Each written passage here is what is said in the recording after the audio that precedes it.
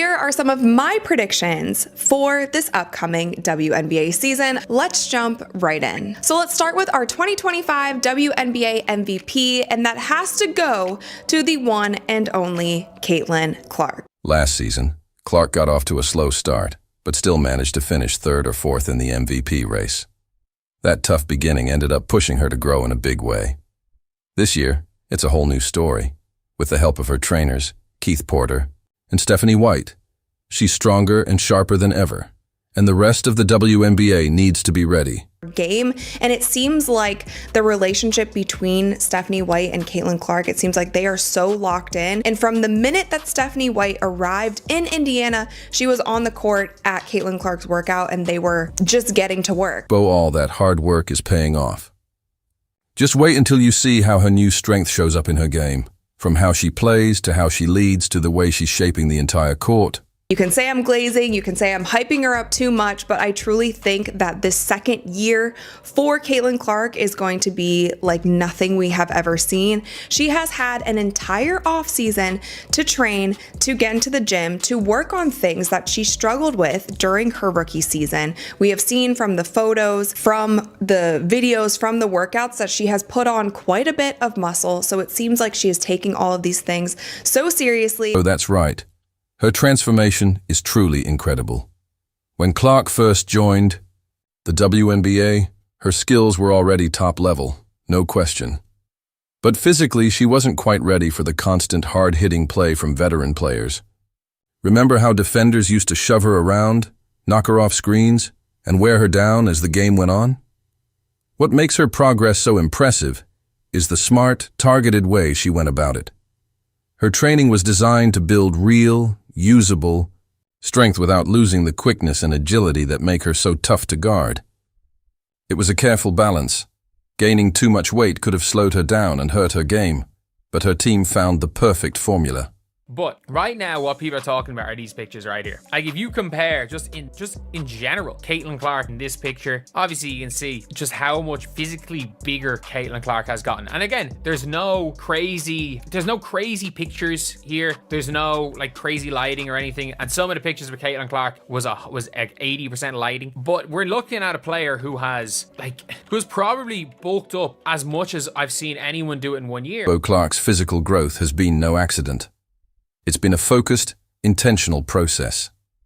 You can now see the added muscle in her arms, shoulders, and core, and it's making a real difference on the court. Stronger shoulders help her hold her ground against tough defenders, and a stronger core lets her finish plays even when she takes contact at the rim.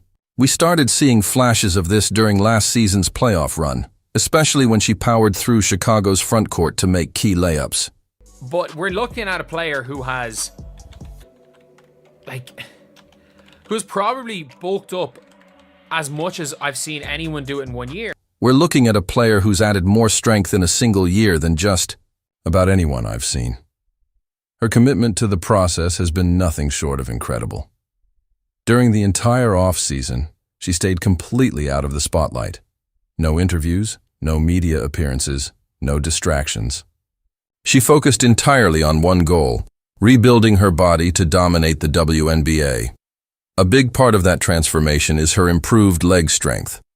These are the same legs that carried her through 3 straight seasons without missing a single game, and now they're even better equipped to handle the grind. As Indiana's offensive leader, her boosted endurance is crucial. It's helping her stay sharp and effective late in games when others start to wear down. This season, it's a whole different situation. See, they're not going to come into this year losing like they did last year. Basketball analysts are predicting that Clark's second season could be one of the most dominant we've ever seen. Her natural skill, combined with her new physical strength, creates a player unlike anything the WNBA has faced before. Many experts already have her marked as the early MVP favorite. And once you see how she's transformed, it's easy to see why. This squad that they didn't put with Caitlin is amazing. So the winning will be there, right? I believe their winning percentage will be way higher than it was at the beginning of last year. And Caitlin Clark will have so much, she will have her fingerprints all over those victories. While most people are talking about Clark's physical transformation, they're overlooking an even bigger change: her mindset. Her approach to starting games has completely evolved. Think back to her first few WNBA games last season. The college superstar who broke records suddenly looked shaken, missing shots and racking up turnovers at a surprising rate. It didn't take long for critics to wonder if she was just another overhyped college player who couldn't cut it at the pro level. To work. It seems like Caitlin has been in the gym every single day, and if she wasn't in the gym, she was either golfing or doing some sort of speaking engagement. But I don't think that a lot of fans realize how much having this off season, this entire off season, is going to help her going into her second year. That version of Caitlin Clark is about to be a thing of the past. Her off-season work wasn't just about building muscle. It was a full reset, aimed directly at fixing her early game struggles. She spent months training with a specific focus on the areas where she struggled during her rookie season. It's a smart, targeted improvement, all built around one goal: taking control of games right from the opening tip. What I'm looking at is she's much stronger, you can tell. She's had a rest. She's had a break to where she can let her body rest. She can even, even though she's staying in the gym working on her game, it's not the same strenuous stress that you got to go through during a season as you're trying to develop and work on your game. It's more of a calm, cool, collected environment to where she don't got to answer to this reporter, that reporter, this reporter. She's just been able to focus on her game, getting better in the areas where she need to. And she even spoke on the areas where she needed to work at. Experience is what sets this season apart for Clark. She now fully understands WNBA defensive schemes and how teams try to throw her off. She spent countless hours breaking down game film, studying exactly when and how defenses disrupted her flow. That knowledge lets her anticipate and counter moves that used to frustrate her. Her training has also leveled up. She now does game-specific conditioning that mimics the intensity of first quarters when defenses come at her hardest. Her trainer says she's running those first quarter drills at 110% effort, getting ready for anything opponents might throw her way. On top of that, she's sharpened her mid-range game, perfected her floater, and developed new ways to finish strong through contact. The mid-range, being comfortable pulling up inside the three-point line. Her float game, finishing through contact, which she's done all of those things, but not at the clip she would like to do it at, that we know she's capable of doing it at. The most intriguing change, though, is Clark's new pregame routine. She now arrives 3 hours before tip-off, spending the first 45 minutes in total silence, visualizing game situations in a quiet room right next to the locker room. This focused, methodical approach helps her stay mentally sharp from the first whistle. With a stronger supporting cast, teams won't be able to face guard Clark as aggressively anymore.